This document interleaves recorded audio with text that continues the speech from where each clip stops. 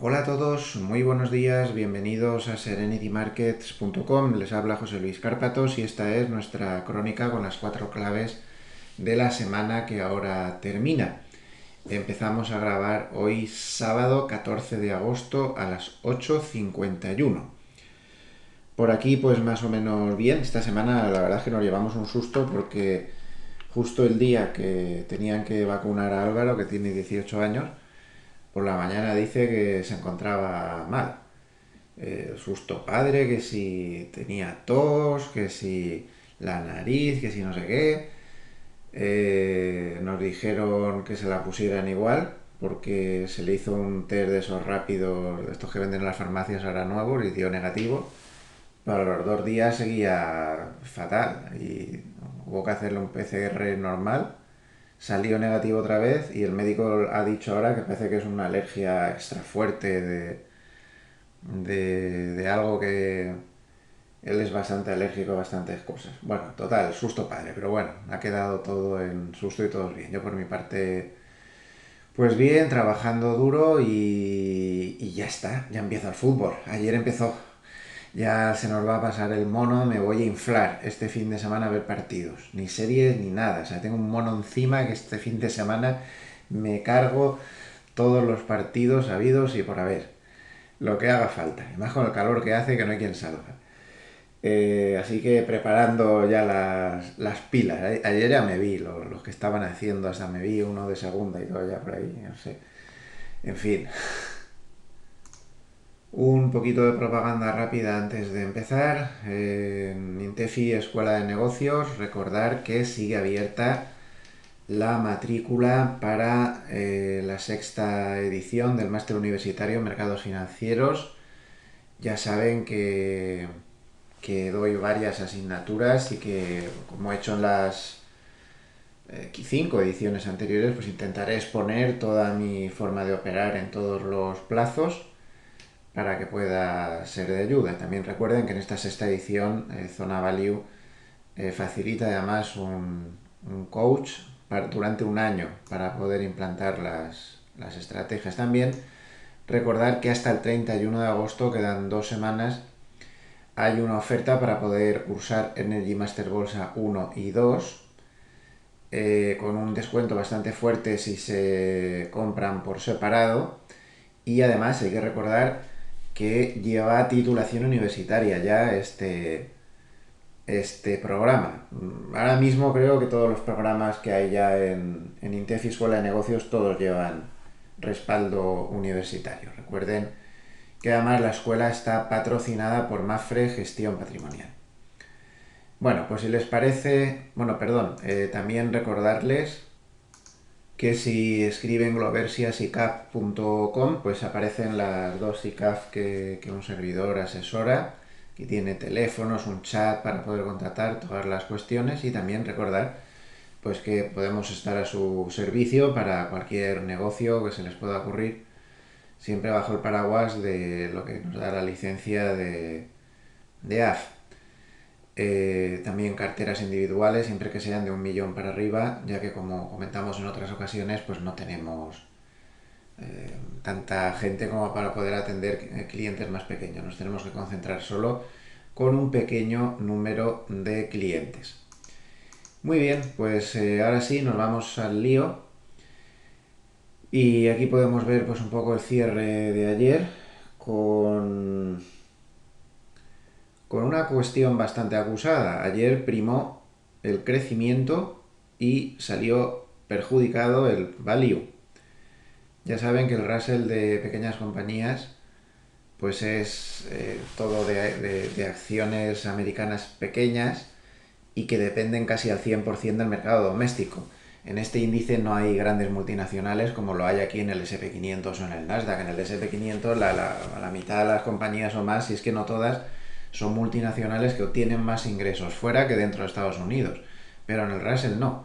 Entonces estas son las más value, las más cíclicas, más cíclicas que pueda haber. No puede haber acciones más cíclicas que las del Russell. Entonces, como vemos, ayer no le fue bien a las cíclicas y le fue bien otra vez al crecimiento. Esa suele ser la reacción del mercado cuando no termina de ver claro el asunto, ¿eh? El SP500 se quedó más o menos plano, está ahí vegetando, preso de mil cuestiones psicológicas también y demás, pero como ya explicamos la semana pasada, no voy a ponerme pesado otra vez, no podemos generalizar y decir que todas las bolsas han subido cuando hay algunas que sí, otras que no. Unas están bajistas, las bolsas asiáticas la mayoría están bajistas, otras están laterales, el Russell de pequeñas compañías está lateral de narices y otras pues sí que suben.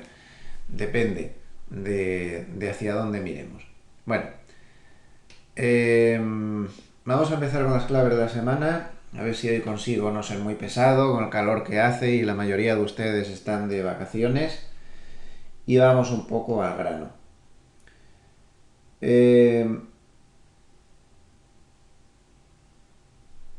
yo quisiera empezar con la clave número uno, una clave rápida. La clave más densa es la 2, es la macro, donde han pasado muchas cosas esta semana y muy importantes y que tenemos que desmenuzar para poder entender lo que podemos tener por delante. Yo la clave número uno la resumiría con este título: el gráfico más importante del trimestre. Ya no de la semana, ya no del mes, el gráfico más importante del trimestre. Vamos a quitar esto. Lo tienen puesto aquí en este artículo.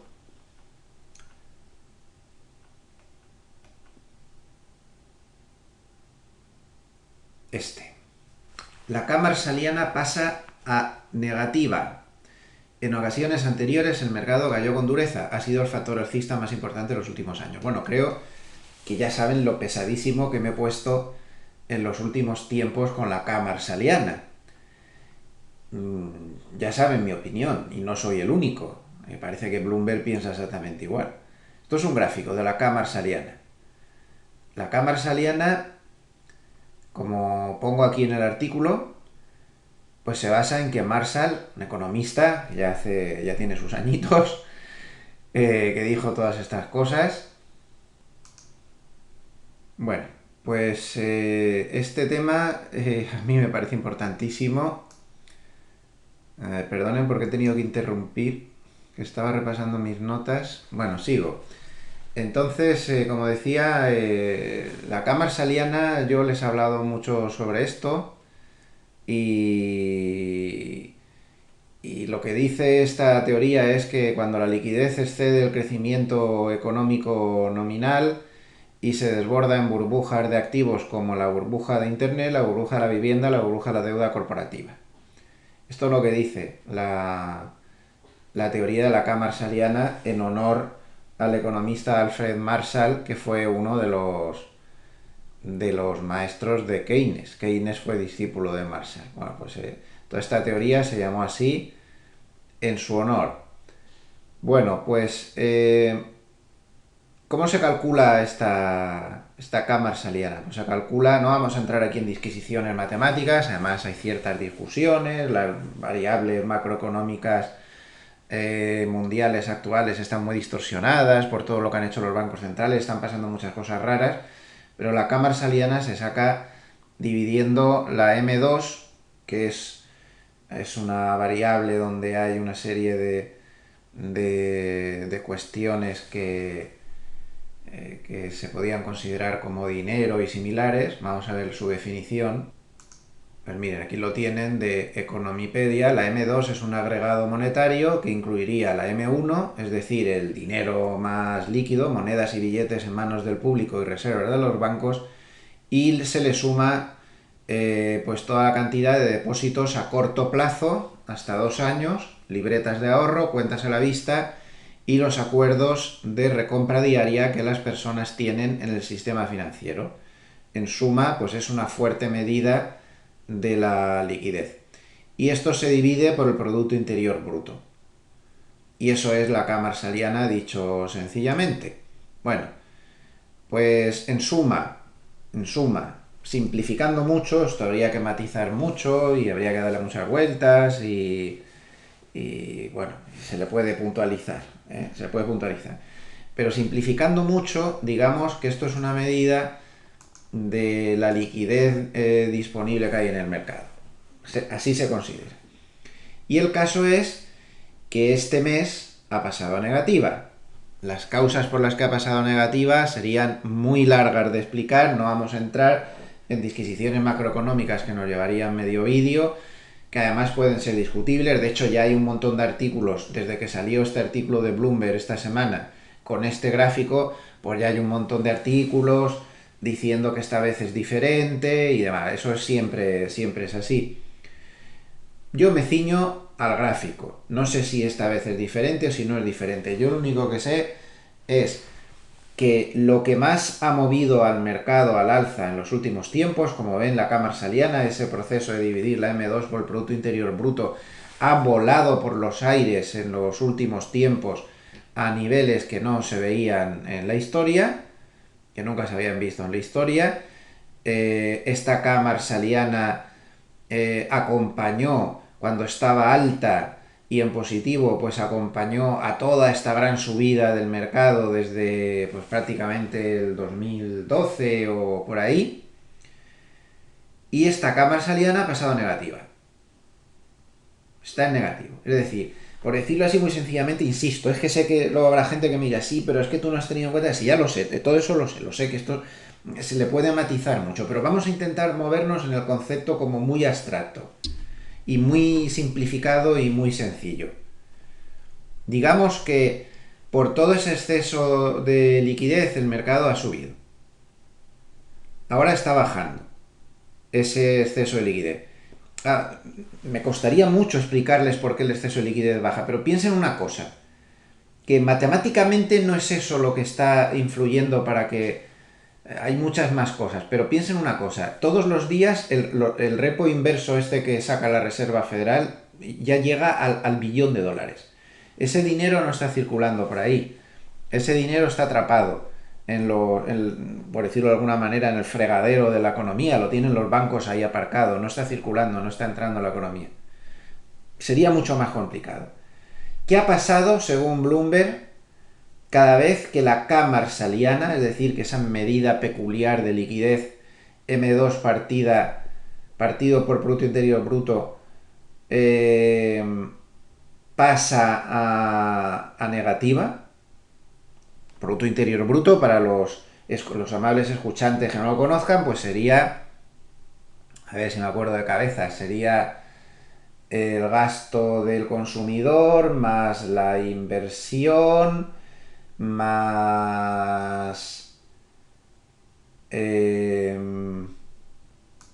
más el gasto público, y luego habría que añadirle el comercio exterior, que sería pues exportaciones menos importación. No sé si me deja algo, creo que no. Bueno, pues la vez anterior en que esto pasó, el mercado cayó un 19,8% y la anterior a esa, el mercado cayó un 16%. No nos metamos en meandros macroeconómicos que nos pueden llevar todo el día. Vamos a quedarnos con un concepto simple. Vivimos en un mercado al que la lluvia de liquidez que le llegaba le ha hecho volar. Y ahora digamos que hay un parámetro que dice que esa lluvia de liquidez empieza a no llegarle. Y encima está la amenaza del tapering de la Reserva Federal por ahí.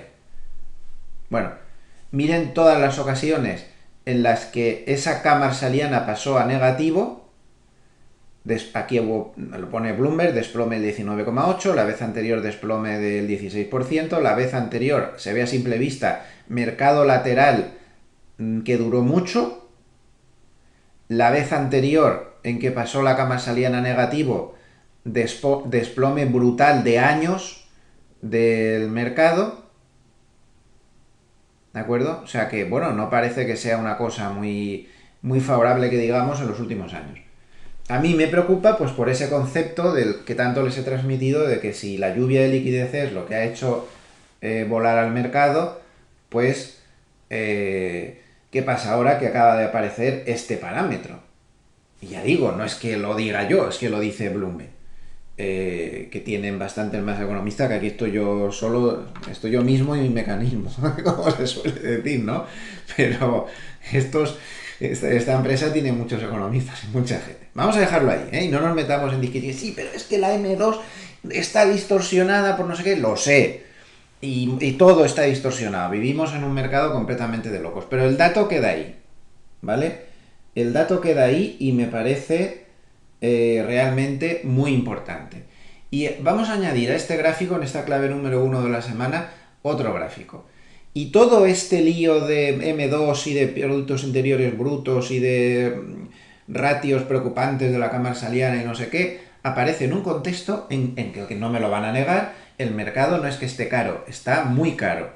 Está muy caro. Algunos sectores del mercado están en burbuja y otros están simplemente caros. Otros no, pero una gran parte del mercado está carísimo. Y lo vamos a ver con una tabla estupenda que Bank of America acaba de publicar.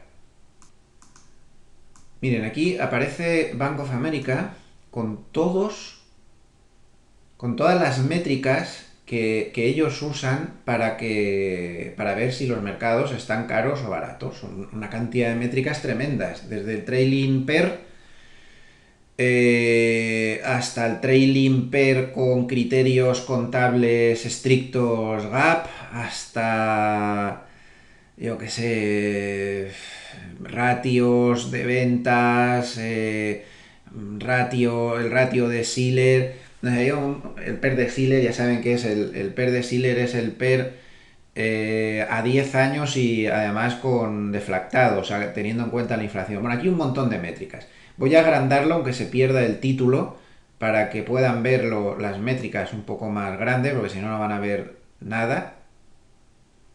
Bien, ahí tienen las métricas. Miren que hay métricas aquí, hay un montón. Bueno, pues todas las que están subrayadas en esta especie de lila, no sé muy bien qué color es este, todas estas, fucsia, no sé muy bien, todas estas, yo es que para los colores soy medio daltónico, eh, están pasaditas de rosca, por encima de la media. Todas estas están por encima de la media.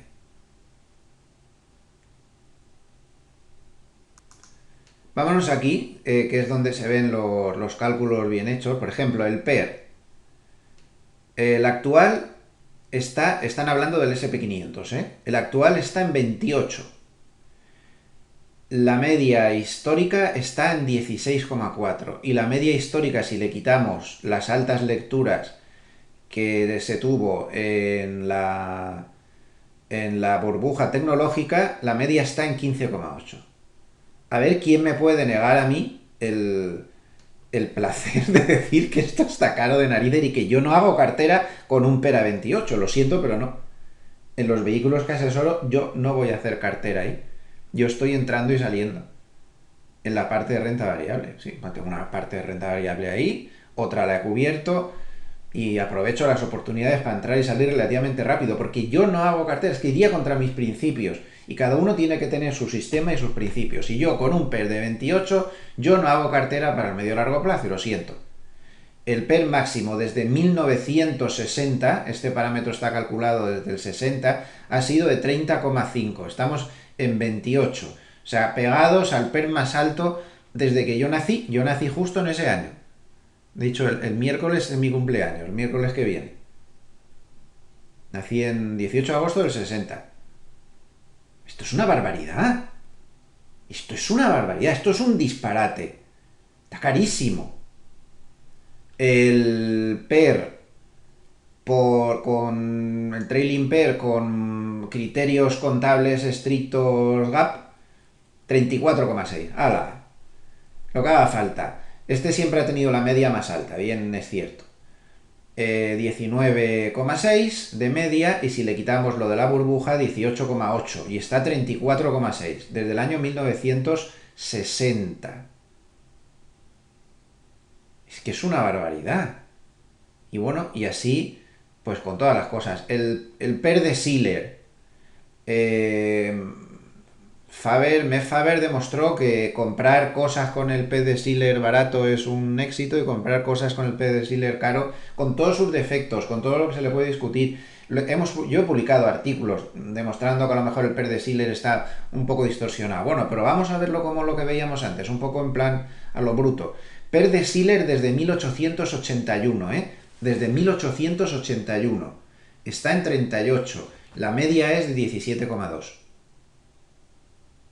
Y lo máximo que ha llegado a estar el PER de Shiller desde 1881 es de 44,2. Y todo está así. Todo está así. Miren el resto de métricas y todo está así de caro. Que yo no digo que esto signifique que haya que salir corriendo, que haya que ponerse corto, y no digo nada de eso. Simplemente digo que estamos en una bolsa cara donde sería un error estratégico palmario y de novato el ponerse ahora a construir la cartera para la jubilación. Pues no. No estoy... hay gente que dice, es que el market timing eso no sirve y tal y cual, que hay mucha gente que lo dice, que cada uno tiene su opinión y pues vale, pues sí, pero una cosa es el market timing y otra cosa es el concepto de los grandes ciclos que lleva la bolsa, ¿no? Y entrar a estas alturas, poner el resto ahí, echar el resto, ¿no? Construyendo cartera aquí, pues no, hombre, si se selecciona mucho y se va buscando valores que no estén presos de estos, el problema es que la bolsa últimamente tiene la mala costumbre de que lo que está barato sigue barato bastante tiempo más. Hay que llevar mucho cuidado con esa selección. No es tan fácil a lo mejor como podía ser antes, pero desde luego es un enfoque. Yo solamente quería dejar claro esto, lo caro que está todo. Bien, pues con esto terminamos la clave número 1 y pasamos a la clave número 2 macro, que es mucho más densa. Esta semana hemos tenido dos datos absolutamente claves. El primero, el dato de IPC que se dio a mitad de semana. Importantísimo. Un dato que ha tranquilizado los ánimos y con razón, porque tras hacer el análisis de la cifra, no sé si aún tengo puesto el análisis por aquí en portada, que fue... Sí, no. A ver. Pues me parece a mí que ya lo he borrado. Ah, sí, no, está aquí. El dato de IPC es más tranquilizador de lo que parece. A ver, el dato fue tranquilizador porque no se desmadró y ya estamos a unas alturas donde uno lo que teme es que te salga una barbaridad. Yo cada vez que va a salir un dato de estos de IPC o de cosas de estas, o de PCE, yo siempre tengo el temor, digo, madre mía, digo, mira que si sale ahora, yo que sé, el 7%, yo que sé, cualquier barbaridad. No salió ninguna barbaridad de esas. El dato general salió una décima más de lo previsto y el mismo dato del mes anterior en 5,4, pero lo importante fue que la subyacente se quedó clavada en lo que se esperaba, que era 4,3, dos décimas menos que el 4,5% que se esperaba. O sea que no se ha desmadrado. Pero si nos vamos al desglose por partidas, aquí lo vemos más grande, vemos una cosa muy importante. Fíjense en la partida de coches usados, que era lo que había distorsionado tremendamente al mercado en las últimas ocasiones, cómo ya se ha moderado. Esto es muy importante, porque además, si nos vamos a los gráficos que muestran los precios de los coches usados, vemos que en el mes de julio el precio de los coches usados descendió notablemente y en lo que va de agosto también está bajando y aquí aún no se ha recogido porque aquí aún dio una subida del 0,2. Entonces está claro y meridiano que en el dato de inflación de IPC de agosto va a salir ya la bajada de los coches usados, con lo cual esta partida que con estos crecimientos tan brutales en abril del más 10, en mayo del más 7,3 y en junio del 10,5 distorsionó y mucho la inflación, casi un tercio de todo lo que ha subido la inflación es solo esta partida. Hay que recordar que en Estados Unidos se calculan las cestas y las proporciones adecuadas sobre los que se va a calcular el dato de inflación cada 2 años.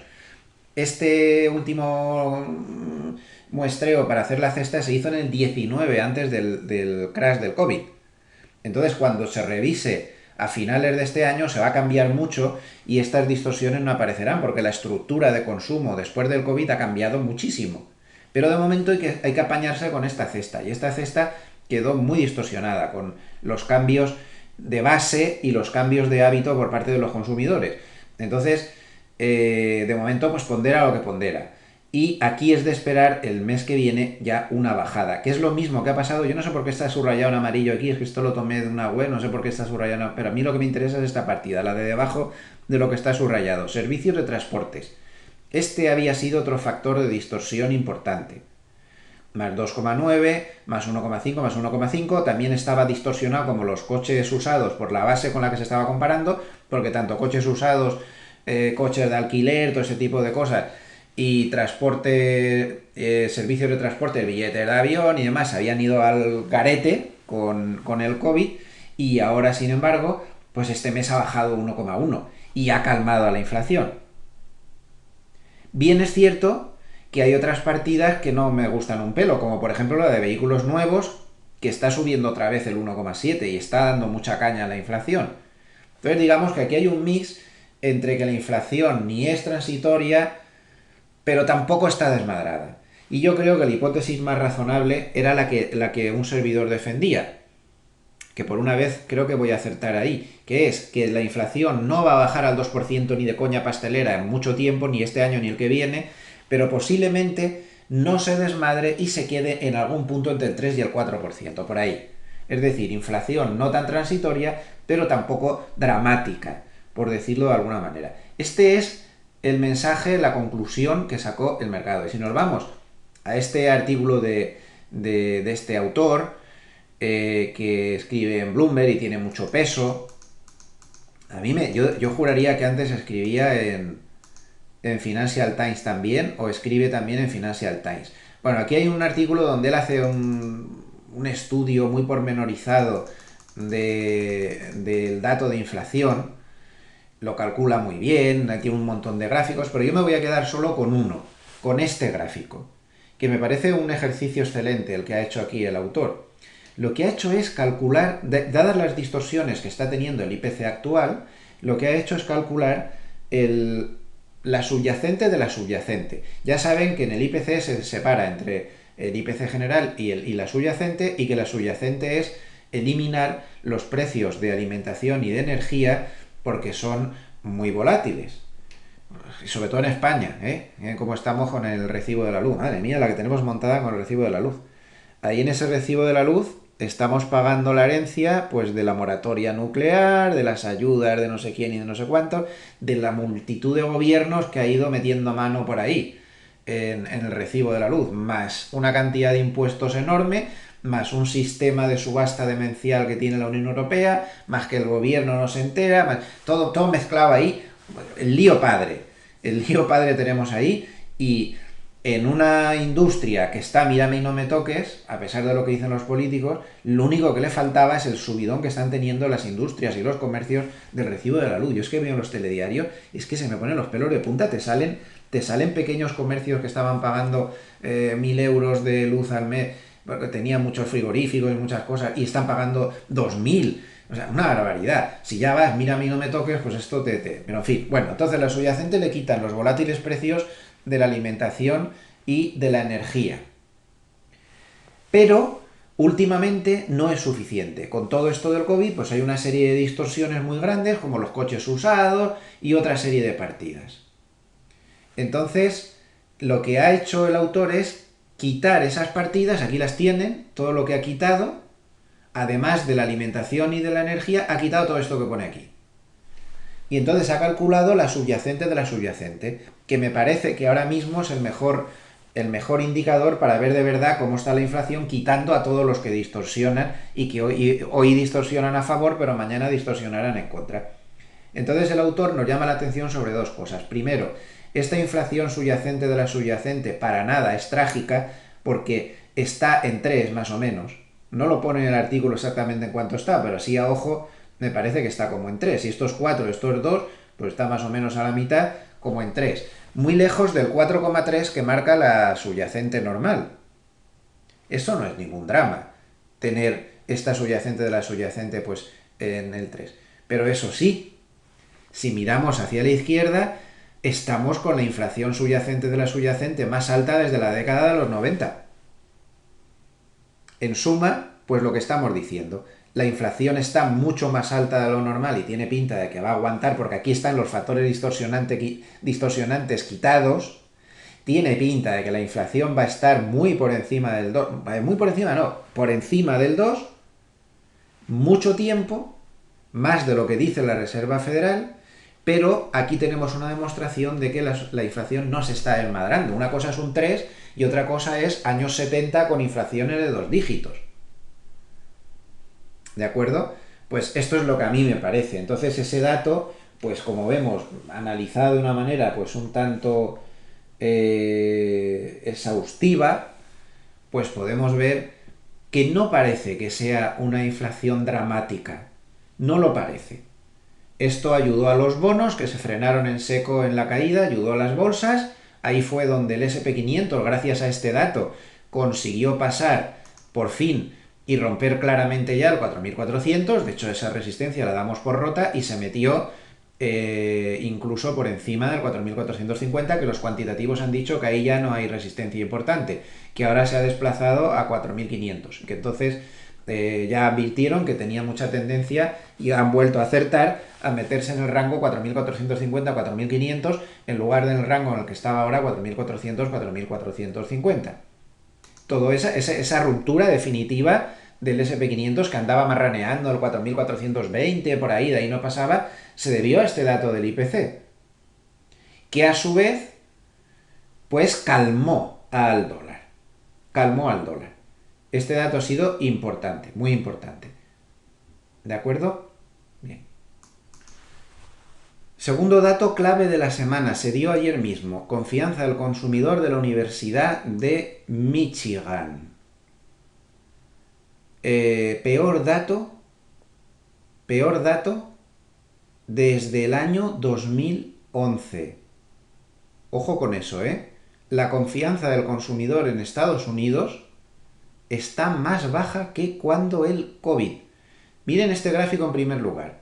Este gráfico mide la diferencia entre lo que esperaba el consenso de analistas y el dato que sale.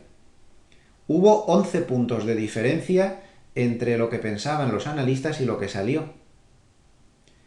Nunca, desde que se publica el dato, había habido una diferencia tan grande. Lo pueden ver en este gráfico, que llega hasta los años 90. Nunca se había dado una sorpresa tan mayúscula respecto a previsiones. Fíjense lo malo que fue el dato y lo que movió mercado el dato. Movió mercado, pues verán, este es el futuro del bono americano a 30 años. Lo he puesto el gráfico en 5 minutos para que se vean la reacción brutal que hubo ante el dato. Antes de la cifra ya estaba intentando recuperar el futuro, pero muy poquita cosa. Pero miren a las 4 en punto de la tarde, en cuanto se publicó el dato, el subidón que se metió entre pecho y espalda. Estamos hablando, para un movimiento intradía, de casi el 0,63%. Eso es mucho movimiento para el intradía solo. Entonces, se movió mucho mercado porque la sorpresa fue enorme. Hizo subir a los bonos, hizo bajar al dólar, es decir, la reacción lógica, hizo subir a las materias primas que veían como el dólar bajaba y hizo bajar a los cíclicos y el Russell cayó 1,08%. Sin embargo, el crecimiento aguantaba. Por eso lo decía al principio, el típico movimiento cuando el mercado no lo ve claro, se refugia más en los valores de alto crecimiento, como pasó con el COVID, y le casca a los valores cíclicos. Y el SP500, pues ahí está súper distorsionado por un montón de cosas, el FOMO, el MOMO, los pocos valores gigantes esos tecnológicos que tiene, pero la reacción fue clarísima. Oro más 1,56, el dólar bajó mucho, 0,57, y todo fue por este dato, que fue tan importante casi como el dato de IPC. ¿Por qué? ¿Por qué? Porque si el IPC nos había dicho tienes una inflación alta, aunque no desmadrada, este dato nos dice, ¿tú sabes cómo tienes el crecimiento, hijo mío? Ya supongo que los amables escuchantes más avanzados ya habrán deducido lo que voy a decir a continuación. Si yo tengo la inflación alta, aunque no desmadrada, pero alta y que va a durar alta, y el crecimiento está ya bajo sospecha, porque si esta es la confianza del consumidor, teniendo en cuenta que este país tiene un 70% del Producto Interior Bruto de gasto al consumidor, recuerden la fórmula, gasto más inversión, más gasto estatal, más comercio exterior, pues si tienes una de las piezas de la fórmula, que es la del gasto a los consumidores ya, con este panorama, pues esa es la reacción del mercado, lógica. Una cosa muy curiosa, este gráfico dio la vuelta a todas las mesas ayer, es, esto es un poco raro, la diferencia de sentimiento del consumidor que hay entre los que están afiliados al Partido Republicano, que es la línea roja, estas personas están mucho más pesimistas, y las personas que están afiliadas al Partido Demócrata, que son mucho menos pesimistas. También están bajando en su opinión, pero es que hay una divergencia ahí realmente impresionante, ¿eh? Y esto es un fenómeno sociológico para estudiar, y habría que ver sus causas y qué pasa aquí. Y los independientes, igual, los independientes están también muy pesimistas. Solamente los afiliados a los demócratas mantienen un tono de optimismo. Realmente curioso, ¿no? Cómo está influyendo el aspecto político en el sentimiento del consumidor de una manera notable. Muy curioso. Aquí tienen el gráfico de largo plazo. Como vemos, lo importante es esto, cómo ha roto el mínimo del COVID. Y claro, con este panorama, y a esto le añadimos estos datos de alta frecuencia de Bank of America, que está viendo que el gasto con tarjeta de crédito está cayendo mucho el gasto con tarjeta de crédito. JP Morgan advirtió también con datos de alta frecuencia que esto estaba pasando, no es el único banco, Bank of America, que lo está diciendo. Pues esto ha llevado a que Bank of America haga la siguiente previsión sobre el dato de ventas al por menor que se va a dar la semana que viene, y que será una de las grandes claves de la semana. Están dando ventas al por menor con menos 2,3%, cuando se espera, el consenso del mercado está en menos 0,2%. Muy importante esto, porque si eso es así, pues esto puede hacer subir más aún a los bonos.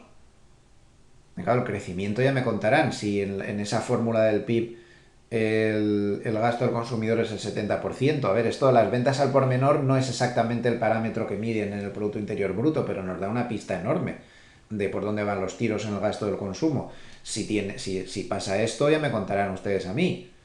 Entonces los bonos van a descontar muy bajo crecimiento, el dólar mal, y las bolsas, pues depende. Se pueden asustar por el bajo crecimiento, que sería lo normal, o pueden decir que con ese bajo crecimiento, pues la Reserva Federal se va a estar quietecita. Pues puede ser. No lo sé. Lo de la bolsa está imposible. Yo no me atrevo a pronosticar gran cosa, ¿no? Entonces, bueno, pues es lo que hay. Fíjense la de cosas macroeconómicas absolutamente fundamentales, y que tarde o temprano en el medio plazo tendrán su final. El mercado va a seguir todo esto, pero en el corto plazo hay mucho ruido y puede que no se vea, pero a medio plazo siempre. Además, nos tendríamos que preguntar por qué ha salido el dato de Michigan tan malo. Los analistas lo tienen claro, por dos motivos. Uno, por el incremento del miedo al virus, que está otra vez ahí. Esta mañana lo estaba leyendo antes de grabar el vídeo, con muchas crónicas de buenos analistas ayer de Estados Unidos. El miedo al virus está ahí y está perjudicando al consumidor. Esta última oleada pues está haciendo daño, es evidente. Y en segundo lugar, pues por la subida de precios. El consumidor está asustado con la subida de precios, y por muchos comentarios que se hacen al respecto, de que si se puede perder el control, si no sé qué, tal y cual. Parece que no va a ser así. Pero bueno, el consumidor hace lo que quiere, y en este momento pues está muy preocupado. Otra vez por el COVID, otra vez por la subida de precios, parece que es lo que subyace detrás de ese dato tan importante. Y durante la semana, pues la vuelta del miedo al virus, pues ha influido mucho. Por ejemplo, en las bolsas asiáticas ha influido muchísimo durante toda la semana. También en las bolsas asiáticas ha influido la obsesión del gobierno chino por intervenir en determinados sectores. Esta noche ha vuelto a darle caña al sector de videojuegos. Ya veremos el lunes este sector, pero les ha vuelto a dar caña. Ha dicho algo así como que el sector de videojuegos no puede consentir que se cambie la historia o una historia así. O sea, todo como muy ideológico, muy político todo, ¿no? Bueno, pues todo eso está vuelto a poner encima de la mesa. Y aún habría un tercer factor macro importante durante la semana, muy importante, que yo diría que es la Reserva Federal y la empanada mental que tienen ahí en la Reserva Federal. Están muy divididos. Nos han machacado durante la semana, unos diciendo que el tapering va a ser dentro de 10 minutos y otros diciendo que vamos a tener un poco de calma y a esperar un poco. Unos diciendo que con el dato de empleo que salió este mes es suficiente. Si añadimos un segundo dato bueno ya para ello, es decir, el que se dará primeros de septiembre, ya sería suficiente como para tomar la decisión del tapering. Y otros que dicen que por favor, que hay que tener más paciencia y tal. A mí lo que me sorprende muchísimo es que la Reserva Federal esté condicionando si inicia el tapering o no exclusivamente al dato de creación de empleo no agrícola. Me sorprende mucho. Todos sabemos que el empleo siempre es el indicador más retrasado.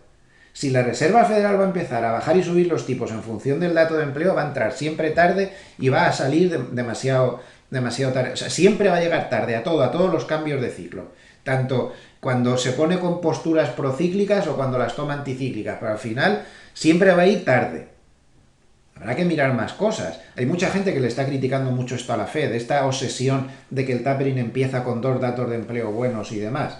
Claro, ahora, con todo esto que ha pasado durante la semana, con esa inflación que no asusta tanto y con ese dato de Universidad de Michigan que pone los pelos de punta sobre cuál es el comportamiento del consumidor, hay mucha gente que piensa que le va a seguir pegando vueltas y que va a subir los tipos justo en pleno cambio de ciclo hacia abajo, porque yo tengo clarísimo que el techo del ciclo expansivo ya lo hemos dejado atrás. Lo tengo clarísimo yo, lo tiene clarísimo muchos más analistas bastante mejores que yo y muchos bancos de inversión. Eso está más claro que el agua. El pico de expansión máximo ya lo hemos dejado atrás.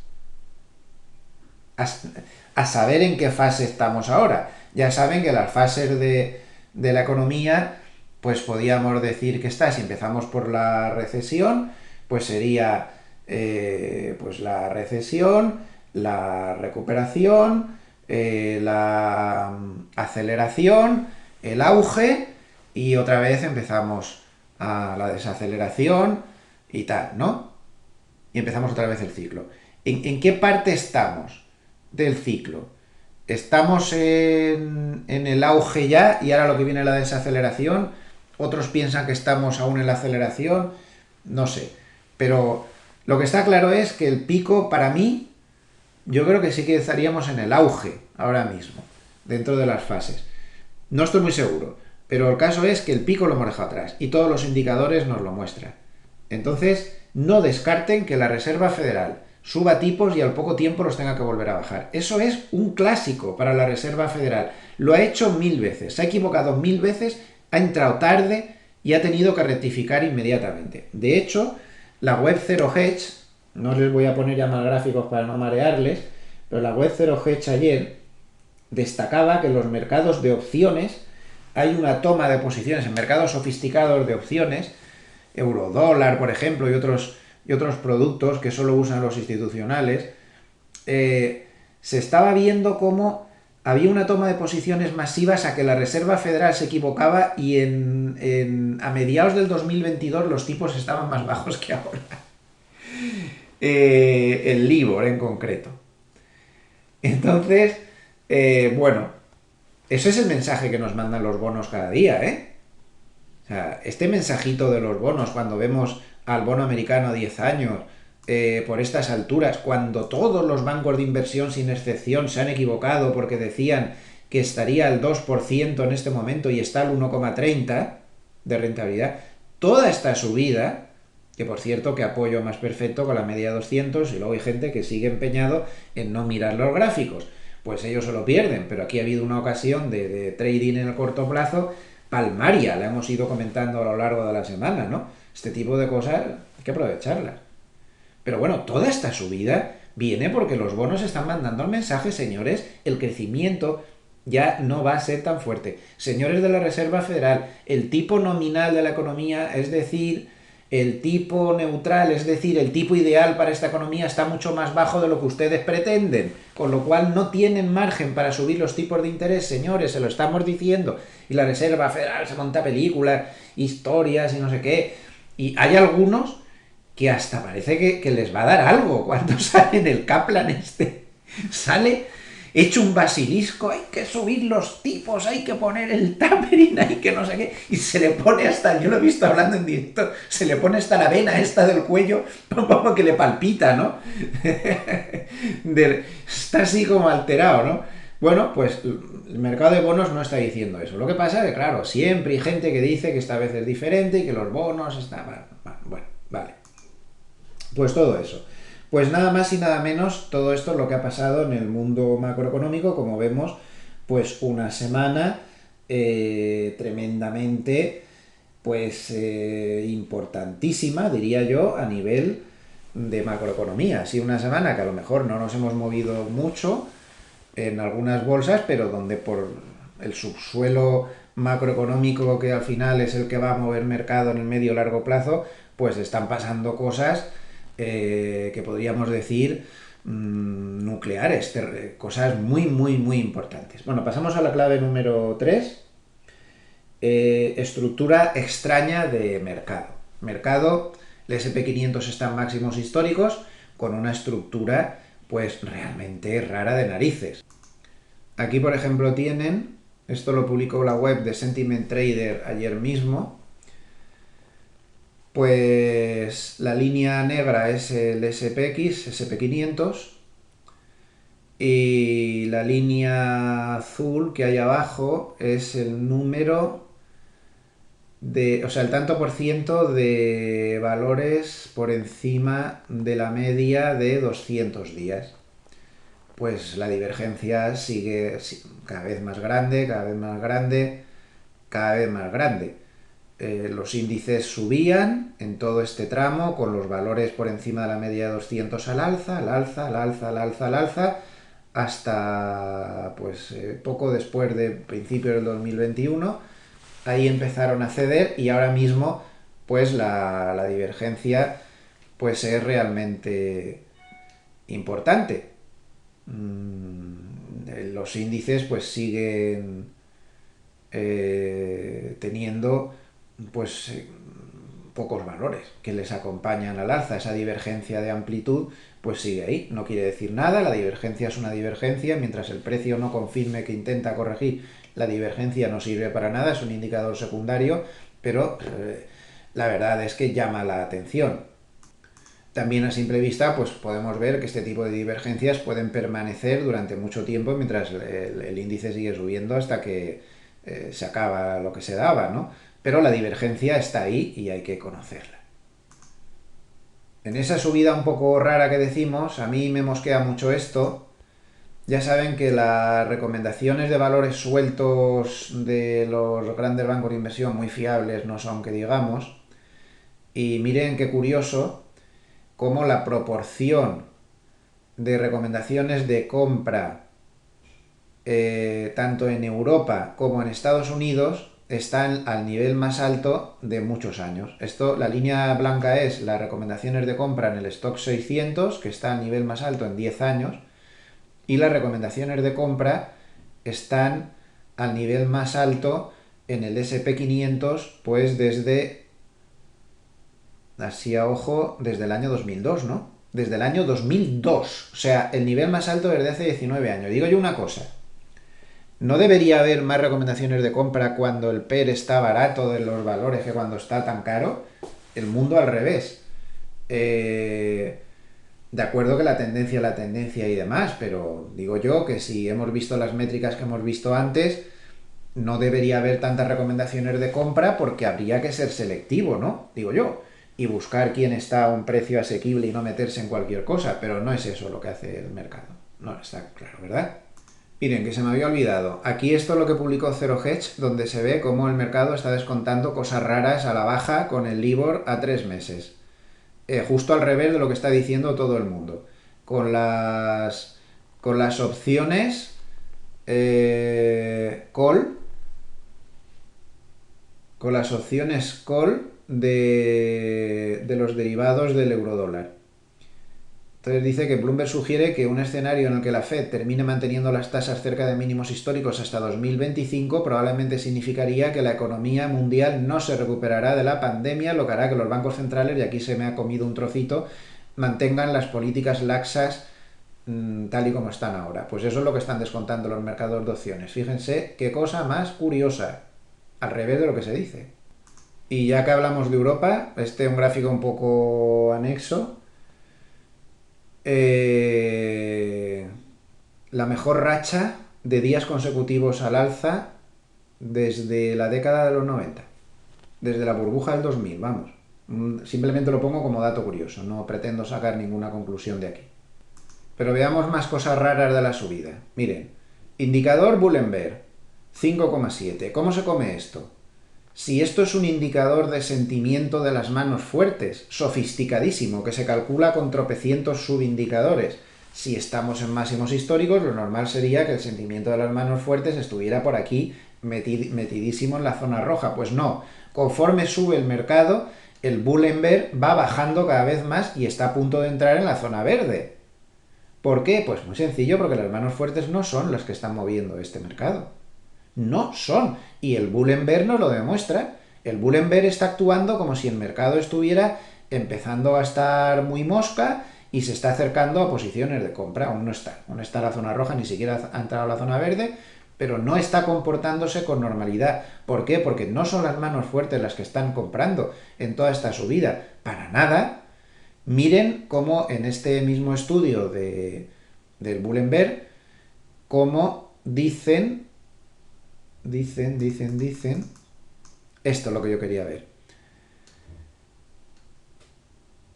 Los clientes particulares de Bank of America están expuestos en un 65% de la cartera a bolsa, 17,8% a bonos, 10,8% en cash. Bueno, ¿qué significa que los clientes particulares de Bank of America estén expuestos en un 65% a bolsa? Significa que nunca en la historia habían estado tan expuestos a bolsa. ¿Lo tienen claro ya quién es el que está comprando?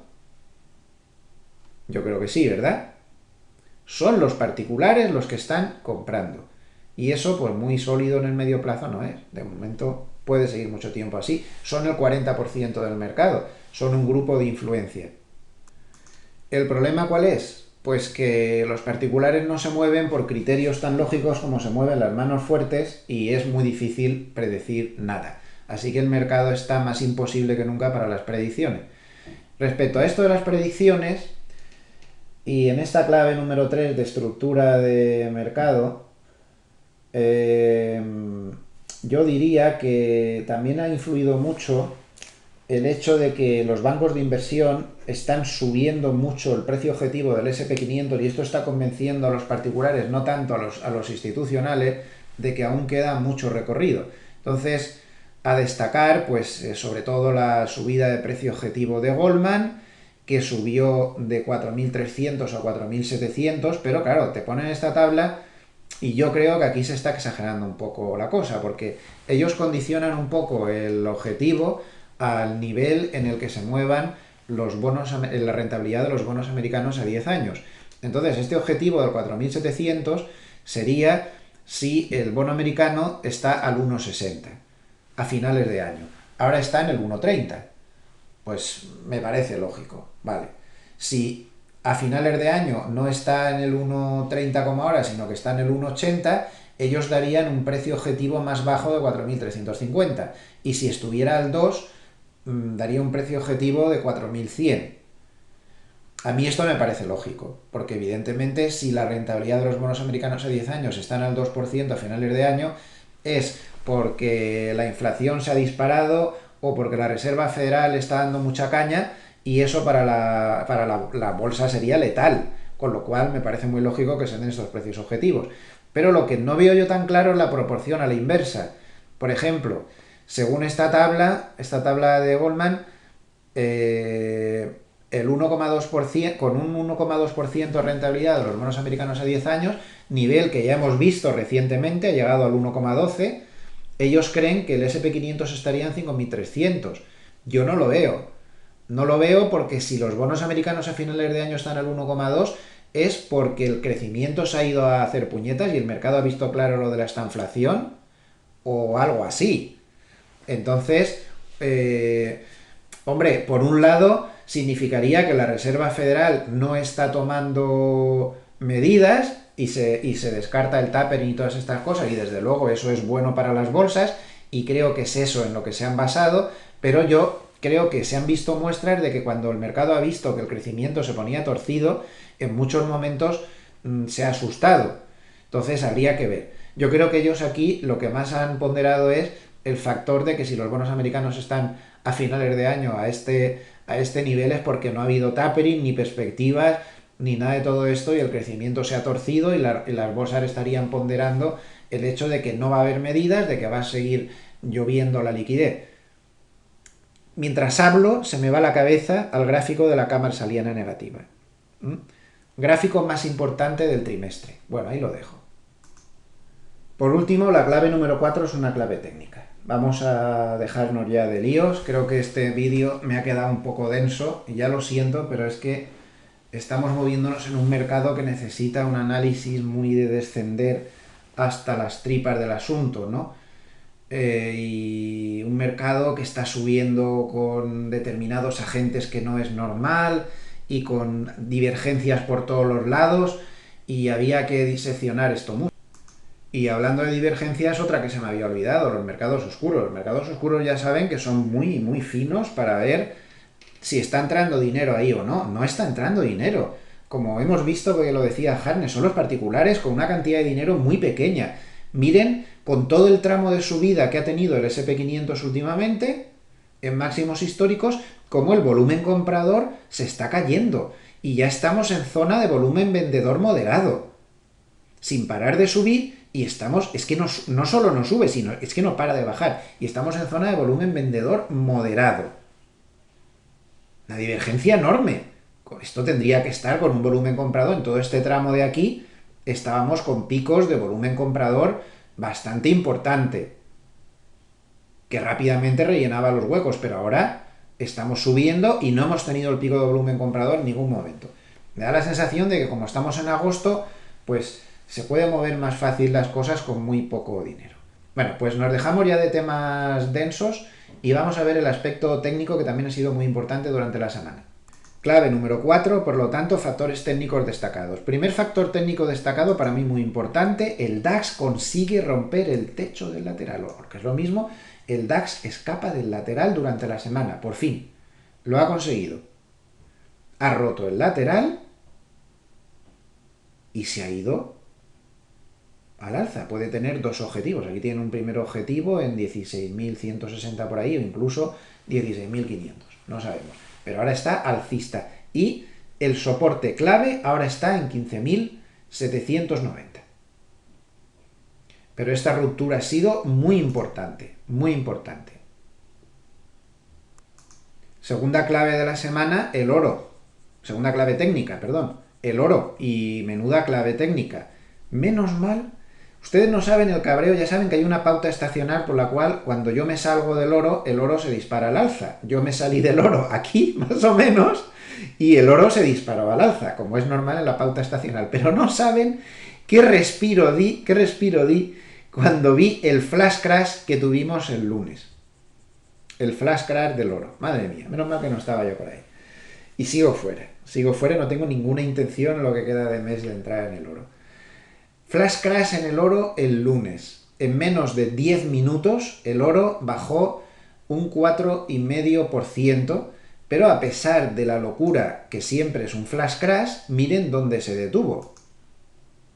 Lo pararon exactamente a la altura de los dos picos anteriores y donde había un soporte muy importante que de hecho el software pues lo tiene marcado aquí automáticamente. Yo todas estas líneas no las pongo, las pone el software automáticamente. Ahí se paró. El flash crash, ¿qué quieren que les diga? Un flash crash es un flash crash. Poco volumen, se dio a la hora que se dan los flash crash, a la 1 de la madrugada, a la 1 menos 10 para ser exactos de la madrugada, hora española. Es la hora típica, porque es la hora en que los europeos estamos durmiendo, si los vecinos tienen a bien dejarnos dormir. Hay zonas como en Estados Unidos que aún no están durmiendo, pero ya no están operando, y en muchos mercados asiáticos aún no ha empezado la sesión fuerte. Están los australianos, Oceanía ahí en ese momento y demás. Pero el oro está muy tocado, no nos engañemos. El oro está muy tocado y escribí un artículo durante la semana, no sé si aún está por aquí en portada, creo que sí. Ahí está. El flash crash del oro puede ser el síntoma de una enfermedad seria.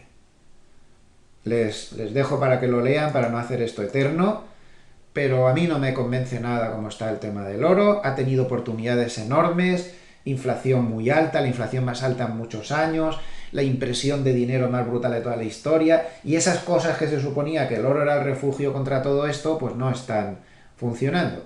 Pero el flash crash fue espectacular. Soporte aquí, por debajo de este soporte, a correr y muy rápido, porque el oro puede tener problemas graves, y evidentemente por encima de la media de 200, pues podría subir con bastante fuerza, porque además tiene una pauta estacional favorable.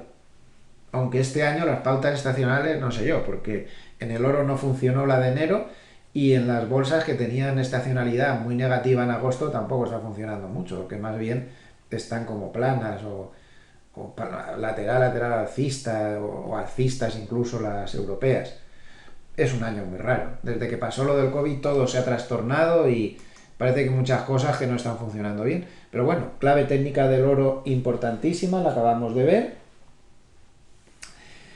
Clave técnica importantísima en los bonos, que ya la hemos comentado antes, pero la vamos a volver a repasar.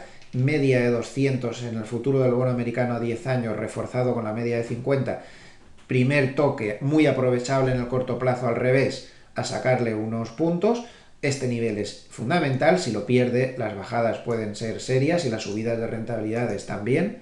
Y en el futuro del bono americano a 30 años, pues igual, no la ha llegado a tocar, pero bastó la amenaza de que se estaba acercando a la doble confluencia, la media de 200 con la media de 50 para que se frenara. Ese nivel es importantísimo, así que a tenerlo muy en cuenta.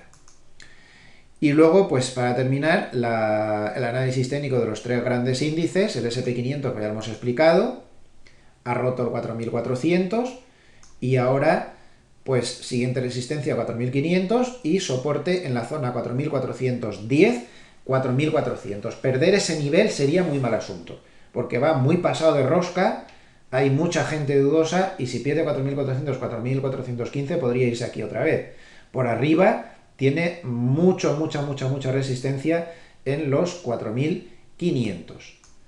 Mientras que el Nasdaq, dicen los cuantitativos que tiene una estructura cuantitativa más débil. No lo sé, el caso es que ellos sí que no han conseguido romper la resistencia, como ha hecho el SP500 de forma muy moderada, pero la ha roto.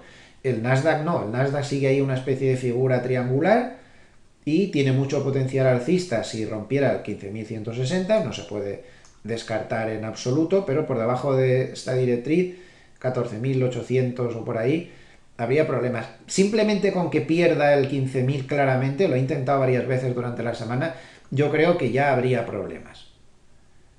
Este sería un poco su estructura. Y miramos el Eurostoxx 50, que mucha gente me lo ha pedido. Pues está totalmente alcista. Hay posiblemente aquí ya una canalización que ya mucha gente habrá visto uniendo máximos. Podría tener un objetivo de subida tranquilamente en 4.308. Está muy tranquilo. Y el soporte pues lo tienen aquí más o menos en la media de 50 en el entorno 4112. Bueno, pues con esto terminamos las 4 claves de la semana. Descansamos un segundo y pasamos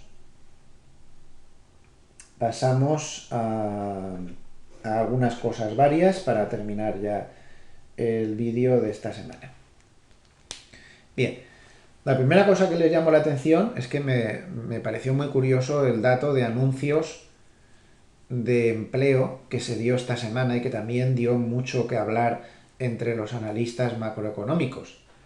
El Jobs, como se llama, que es el dato de anuncios de empleo. Hay 500.000 anuncios de empleo más que parados totales hay en la economía de Estados Unidos. Curioso, ¿no? Ahí hay un problema. Hay un problema de que las empresas demandan trabajadores y los trabajadores no aparecen. Están cobrando el paro y no prefieren cobrar el paro que trabajar, tienen miedo a volver al centro de trabajo por el COVID o no les gusta el sueldo que les dan, no lo sé. Pero el caso es que ahí hay un problema. Y luego, otro asunto que me llamó mucho la atención ayer es una encuesta de Goldman que se publicó ayer, en la cual se veía que el mayor riesgo que se veía ahora para el trade de reflación, ya saben que el trade de reflación era un trade que apostaba por la reapertura y era un trade que era corto de bonos, largo de cíclicos, en contra del crecimiento y a favor de las materias primas. Materias primas, pues no han estado mal. Durante la semana, bueno, habían corregido la semana anterior y en esta semana han rebotado algo. Eso sería el trade de reflación, que ahora está un poco de capa caída, especialmente con los bonos que ha salido la operación al revés. Bueno, pues según Goldman, el 49% de los encuestados creen que el mayor riesgo para que el trade de reflación se vuelva a reactivar es el virus. Ojo. Ojo, porque el virus estaba como ya muy abajo en las listas de las preocupaciones de los inversores. Ya veremos cómo sale la encuesta de Merrill Lynch, Bank of America Merrill Lynch, entre grandes gestores de este mes. Porque pueden haber cambiado de opinión. Y a lo mejor el riesgo de cola más importante se lo vuelven a dar al virus. Ahora, de momento, en esta encuesta de Goldman se lo daban. El mayor riesgo para que se ponga en marcha el trade de reflación al virus. 49%. Un 21% a las cosas que pueda hacer la Reserva Federal y un 18% a una crisis económica provocada o que nazca, o técnica, o de mil maneras, que puedan hacer en China. Así que un tema interesante también.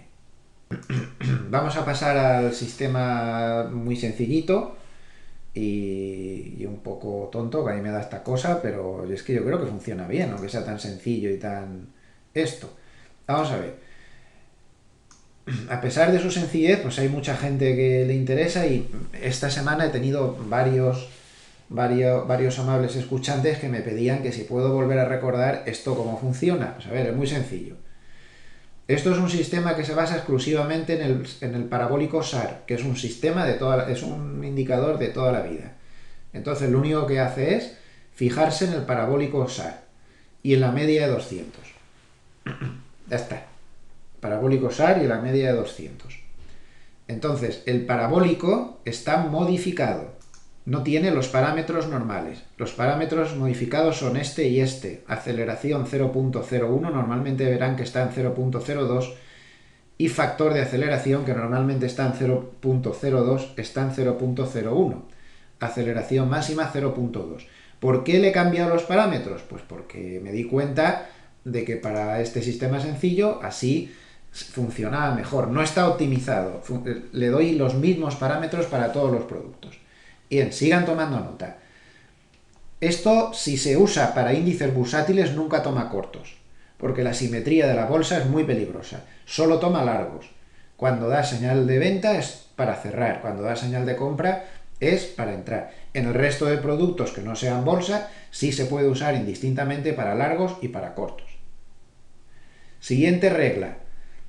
Hay que evitar entrar largo si está por debajo de la media de 200 o entrar corto, pues si es en otro producto, por ejemplo en el oro, porque en bolsa no se entra cortos, pues entrar corto si está por encima de la media de 200.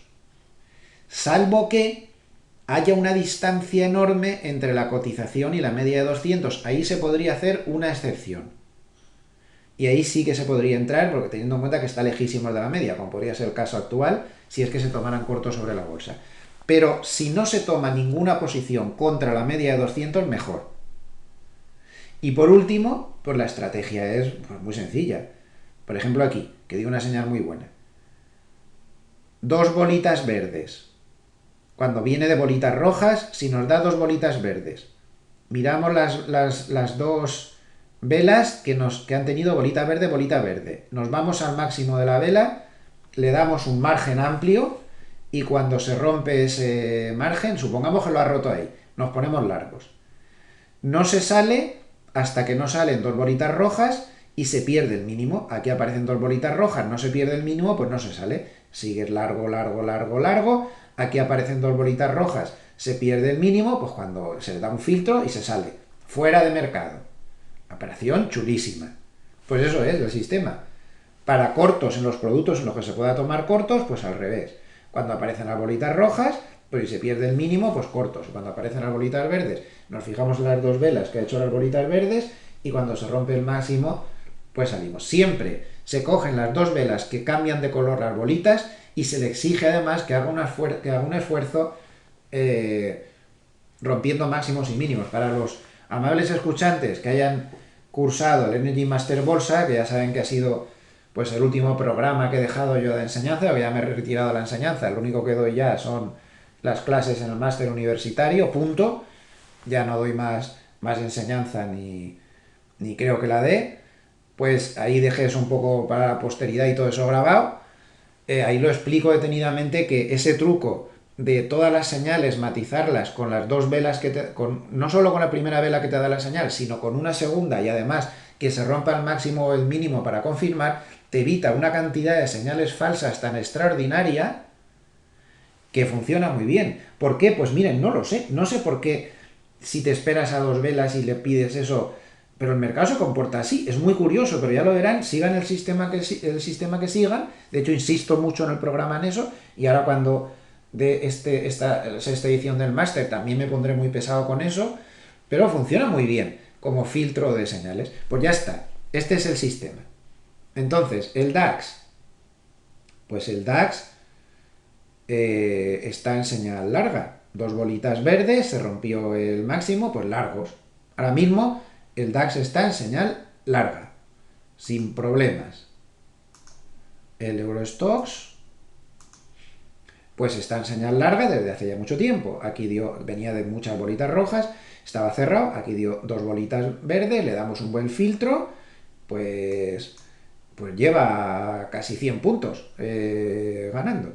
Cuando aparezcan dos bolitas rojas, se pierda el mínimo, pues habría que salir. Evidentemente, como esto es un sistema ultra sencillo, se le puede dar un montón de matices. Pues si a usted le apetece tomar aquí beneficios, porque ve que hay mucha resistencia, o en lugar de esperar a que salgan las dos bolitas rojas, pues decide salir no sé qué por debajo de no sé qué soporte, todo eso se puede hacer.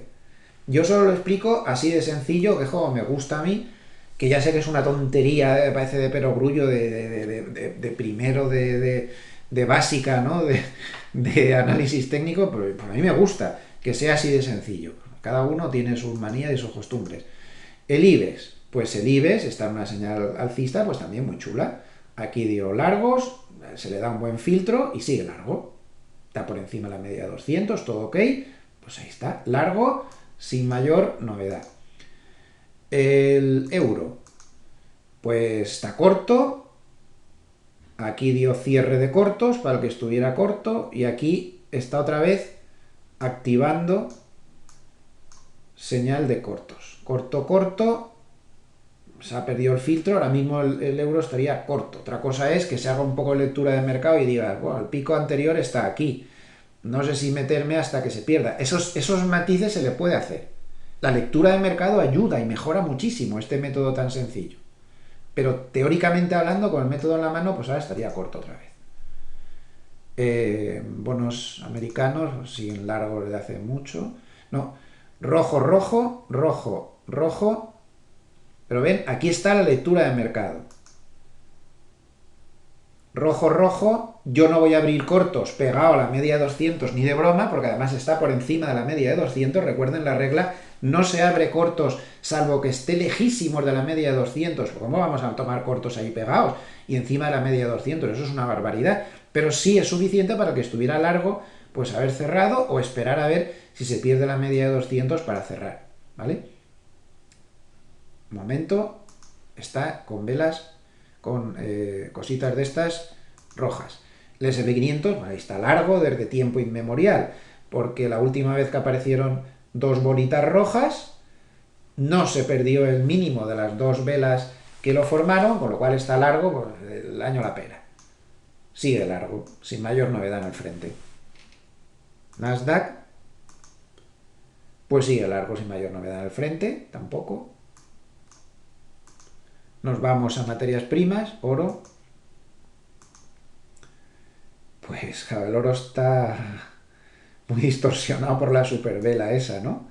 Ahí ha dado rojo rojo, pero teóricamente hasta que no pierda este mínimo no se activa la señal.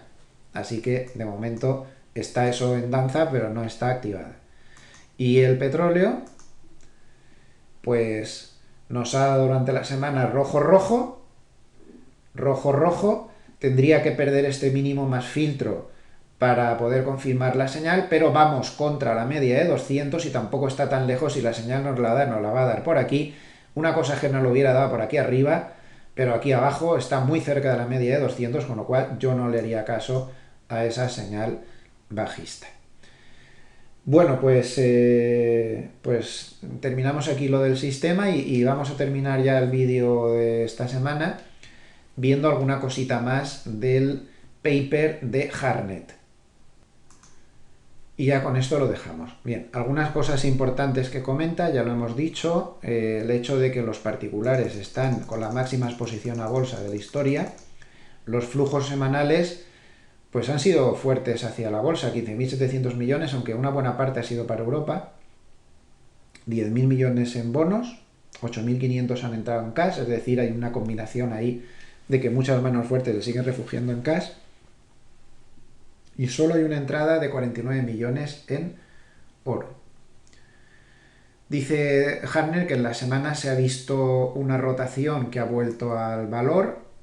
El viernes no fue así, pero esto está escrito, él lo escribe el jueves por la noche, este paper.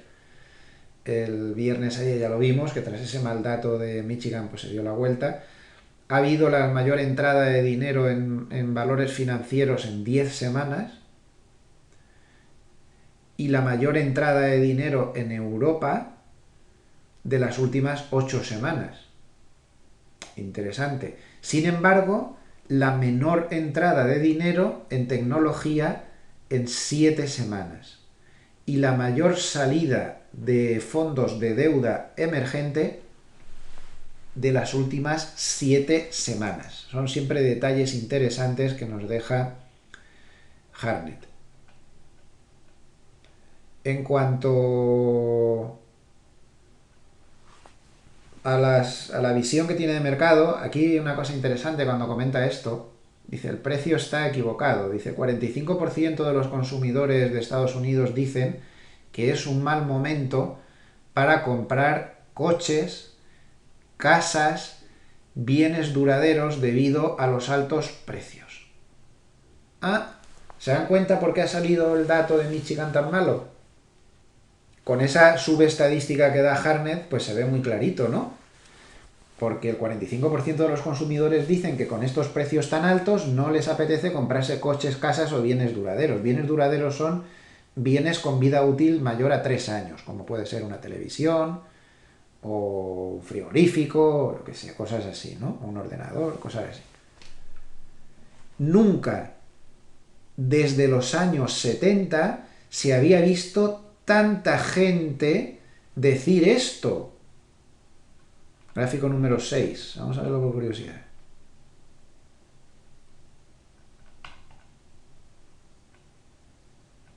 Fíjense. Esto no se había visto nunca. Ni en los años 70, cuando la inflación se disparó. O sea, es alucinante. Este gráfico es completamente alucinante. Vamos, hablando claro, que la inflación está perjudicando notablemente la confianza del consumidor y va para rato, ¿eh? Y esto va para rato, esto va para rato. Esta es la clave del dato de Michigan, de hecho está sacado del propio dato de Michigan. Muy importante, porque esto lo publicó Hartnett antes del dato de Michigan de ayer. Ojo, ¿eh? Esto está sacado con los datos anteriores. Es decir, de otras encuestas que se habían dado, que cuando Hartnett escribe esto, no sabía que se iba a dar ese dato horrible de Michigan, es decir, que ha acertado de pleno, porque él ha hecho este pronóstico, antes de saber el dato. O sea, muy bueno, Hartnett, siempre muy bueno. A mí me encanta este hombre. Pues lo ha acertado. El dato salió fatal, porque el consumidor se está asustando de la inflación. El consumidor es muy libre de hacer lo que le dé la gana y su psicología pues funciona como funciona, pero nunca había habido algo así. Entonces, lo que concluye Hartnett es lo que siempre defendió, pero es que ahora se está viendo que tiene razón, y es que la inflación llevará a un bajo consumo, y si el consumo es bajo, ¿qué le pasa al crecimiento? Que cae, porque en esa fórmula que les hemos dicho antes, Producto Interior Bruto igual a gasto de los consumidores más inversión de las empresas y de todos los agentes económicos, más gasto del gobierno, más comercio exterior, el gasto del consumidor es el 70%. Pues entonces, conclusión, la estanflación está aquí. Buenas, hola, estanflación. Eso es lo que dice Hartnett. Y tiene razón, con dos narices, que ha ido contra consenso en todo momento. La estanflación está aquí. Buenas. Se le saluda, ¿no? Más cosas interesantes. Bueno, yo diría esto del final es lo más importante, su visión. Sigue diciendo lo mismo que dijo en semanas anteriores, y es que él cree que hay que estar en valores defensivos en los países que tienen un alto nivel de vacunación, como Estados Unidos o como la Unión Europea. Ahí aconseja defensivos y valores de calidad. Defensivos y valores de calidad. Y en Japón y emergentes, ahí dice que sí que te puedes arriesgar con cíclicos y reaperturas, porque él sigue condicionando un poco la cosa al proceso de vacunación. Él estuvo diciendo que había que vender cuando el proceso de vacunación llegara muy alto. Nunca llegó ese proceso de vacunación a llegar a esos niveles altos en ningún momento. Hay que recordar esas promesas de Biden de porcentaje de vacunación que nunca se han cumplido, con lo cual ahora pues está readaptando su estrategia, que siempre ha estado basada en el fondo en dos conceptos: en el concepto de esta inflación, que parece que va a acertar, y en el concepto de los niveles de vacunación que lleva cada uno. Y nada más, pues con esto terminamos, no sin antes recordar que no me hagan ningún caso, ni a mí ni a nadie, que yo no soy nadie, que yo soy uno más como ustedes, intentando sobrevivir en el mercado, y que lo que tienen que hacer pues es tomar cualquier dato que de los muchos que he intentado aportar que les pueda servir para su propio análisis, que es el único que vale, e incorporarlo al mismo. No se fíe de nadie, y aquí nadie tiene la verdad absoluta, ni hay milagros ni varitas mágicas. Así que a trabajarlo y hacer cada uno pues, su propio análisis en este momento de mercado, pues que sigue siendo muy difícil. Yo posiblemente creo que desde que empezó lo del COVID, después del crash del COVID, ya nos hemos metido en una dinámica, llevamos como año y pico, en que yo creo que estoy metido en el mercado más raro que he visto nunca. Y he visto muchos mercados, porque recuerden que yo empecé en 1985.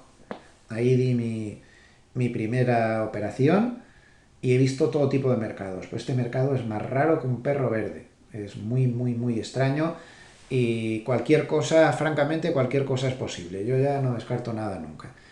Lo dicho, que pasen muy buen fin de semana, cuídense, que la salud le respete, que es lo más importante en estos tiempos que corren, y nos vemos como siempre pues el lunes en el vídeo de apertura sobre las 8:30 de la mañana.